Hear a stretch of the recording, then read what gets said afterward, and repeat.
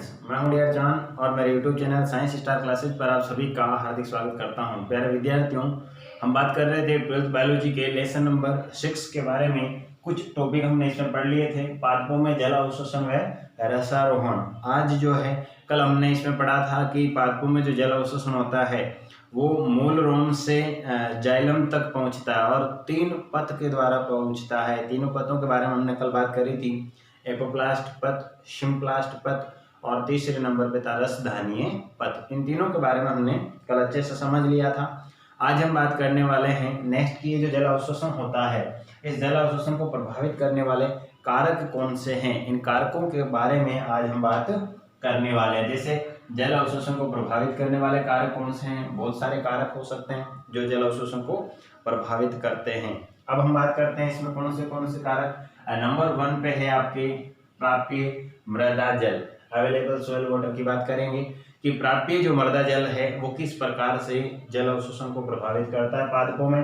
तो हमने पढ़ा था कि जो जल है मुख्य स्रोत कहाँ से, वर्षा से जो है जल प्राप्त होता है पादपों को। इसमें भी हमने कहा था कि जो एक तो अपवाहित जल होता है और एक मृदा जल होता है। फिर मृदा जल में भी हमने कहा था कि 3 प्रकार होते हैं। मैंने ये पिछली वीडियो में बता रखा है, आप पढ़ सकते हैं। गुरुत्व जल, और दूसरे नंबर पे था आर्द्रताग्राही जल, और तीसरे नंबर पे था आपके केशिका जल। तो हमने बात करी थी गुरुत्व जल और आर्द्रताग्राही जो जल है वो पादपों के लिए उपयोगी नहीं होता, वो प्राप्य नहीं होता। प्राप्य यानी कि प्राप्त नहीं कर सकते जिसको, है ना। तो यहाँ पर केवल केशिका जल जो है वो प्राप्य जल होता है पादपों के लिए। तो जल की बात करेंगे, कौन सा जल होगा प्राप्य जल में? केशिका जल। क्वेश्चन पूछा जाता है, ध्यान रखना। पादपों के लिए उपयुक्त जल कौन सा है? ऑप्शन दे देते हैं आपको। अपवाहित जल, ठीक है, गुरुत्व जल, आर्द्रताग्राही जल और केशिका जल। तो आपको ध्यान रखना है, पादपों के लिए प्राप्य जल जो है वो केशिका जल है।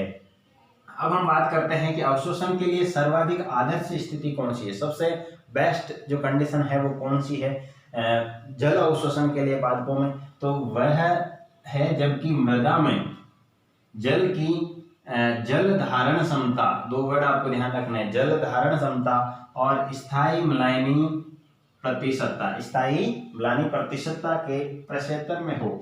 जब जल धारण क्षमता जो है स्थायी म्लानी प्रतिशतता के प्रक्षेत्र में हो तो जल अवशोषण जो है सर्वाधिक होगा। मैं अभी बता दूंगा आपको कि जल धारण क्षमता और स्थायी म्लानी प्रतिशतता क्या होती है। थोड़ा सा इसको लिख करके फिर समझने वाला टॉपिक है, इसलिए मैंने पहले लिख के रखा है। पहला टॉपिक ले रहे हैं हम इसमें, देखो, जल धारण क्षमता या इसी को कहेंगे क्षेत्र क्षमता, वाटर होल्डिंग कैपेसिटी, इसके बारे में हमें पढ़ना है। तो जल धारण क्षमता क्या होती है? वैसे नाम से मालूम पड़ रहा है, जल धारण क्षमता। जो मिट्टी है वो कितना जल को धारण कर सकती है वो उसकी हो जाएगी जल धारण क्षमता। जैसे ये गमला है हमारे पास और उसमें पानी डाल रहे हैं ना, तो क्या होता है, थोड़ी देर पानी डालते हैं, जो वो मिट्टी होती है वो उसको ग्रहण करती रहती है, और कुछ समय बाद में हम डालते जाएं तो क्या होगा, पानी जो है ऊपर आने लगता है, ठीक है। अतिरिक्त जो पानी है वो ऊपर आ जाएगा, यानी कि उसकी जो कैपेसिटी थी वो तो उसने धारण कर ली, बाकी का पानी जो है ऊपर ठहर रहा है, ठीक है। तो जितना जल धारण कर सकती है उसकी क्या हो जाएगी, जल धारण क्षमता। तो इसको कैसे लिखेंगे हम लोग, मैं बता देता हूं आपको। देखो, गुरुत्व बल के द्वारा मृदा से निष्कासित, गुरुत्व बल के द्वारा क्या होता है, निचली परतों तक जो जल जाता है उसके अतिरिक्त जल की मात्रा के पश्चात मृदा में शेष बची जल की मात्रा, जो मृदा में गुरुत्व बल के द्वारा जो जल खींच लिया जाएगा उसके बाद भी जो मृदा में जल की शेष मात्रा बचेगी उसको हम कहेंगे जल धारण क्षमता। नाम से इजी से मालूम पड़ जाता है कि मिट्टी जो है कितना जल को धारण कर सकती है, ग्रहण कर सकती है, उसकी कैपेसिटी हो जाएगी, ठीक है। जैसे मैं छोटा सा उदाहरण देता हूँ, एक ग्लास है उसमें मैंने मिट्टी भर ली, ठीक है, और उसमें मैंने 100 ml जल डाला, ठीक है। तो मैं जब जल डाल रहा हूँ, माना कि करीब 50 ml तक उसने ग्रहण कर लिया, फिर उसके बाद में मैं और डाले जा रहा हूँ तो ऊपर की तरफ जल जो है ठहर जाता है, वो वापस ऊपर जो जल ठहर रहा है उसको मैंने निकाला और देखा कि उसमें कितना था, 50%, ठीक है। यानी कि 50 ml था, तो उसकी जल धारण क्षमता जो है कितनी हो गई, 50 ml धारण करती है वो एक गिलास मिट्टी है, ठीक है। ये हो जाती है जल धारण क्षमता। दूसरी है स्थायी म्लानी प्रतिशतता।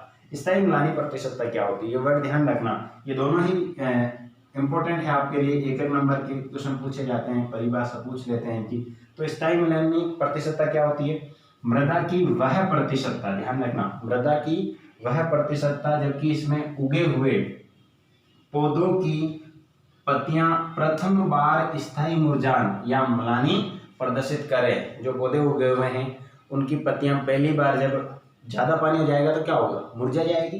ठीक है, तो मुरझान या म्लानी प्रदर्शित करें, इस स्थिति को हम कहते हैं स्थायी म्लानी प्रतिशतता। ठीक है, इसको हम कहेंगे स्थायी म्लानी प्रतिशतता। दोनों क्या होनी चाहिए, जल धारण क्षमता इसकी स्थायी म्लानी प्रतिशतता के प्रक्षेत्र में होनी चाहिए। ध्यान रखना, ये जल धारण क्षमता केसी का जल जो है इसके लिए प्राप्य जल है, ये आपको याद रखने हैं। मैंने समझा दिया है अच्छे से। कोई प्रॉब्लम आ रही हो इनमें तो मुझसे कमेंट करके जरूर पूछें। इसके बाद में आगे हम बात करते हैं और कौन से हैं। जैसे नंबर 1 हो गया आपके प्राप्य जल, नंबर 2 पे कौन सा है उसके बारे में बात कर लेते हैं हम लोग।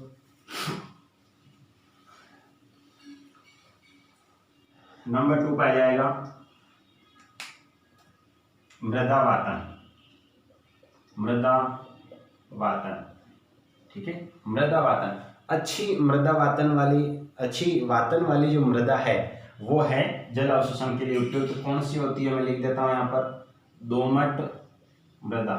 दोमट मिट्टी जो है वो जल अवशोषण के लिए उपयुक्त होती है, क्योंकि ये जो है एक अच्छी वातन वाली मृदा होती है। ठीक है, नंबर 3 पे आ जाएगा आपके मृदा का तापमान।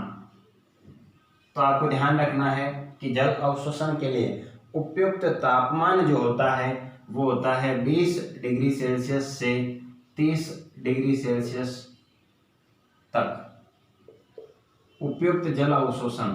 ठीक है, कहाँ पर होगा, 20 डिग्री सेल्सियस से 30 डिग्री सेल्सियस तक जो है उपयुक्त होता है। इससे कम होगा तो भी जल अवशोषण की दर घट जाएगी। जल अवशोषण इससे यदि कम हो गया तो भी जल अवशोषण की दर कम हो जाती है, यहाँ पर उपयुक्त होगी या सबसे अधिक होगी। इससे अधिक हो जाता है, इससे भी अधिक हो जाता है तो भी जल अवशोषण की दर कम हो जाती है, ध्यान रखना। और यहाँ लिख लेंगे जल अवशोषण की अधिकतम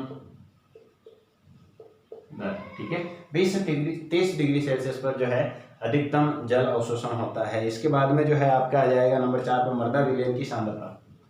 नंबर 4 पे है आपके मृदा विलयन की सांद्रता। मृदा विलयन की सांद्रता की बात करें तो यहाँ पर देखो, यदि सांद्र मृदा है तो जल अवशोषण की दर कम होगी। ध्यान रखना, जल अवशोषण की दर कम होती है, जबकि तनु मृदा है तो जल अवशोषण की दर अधिक होती है।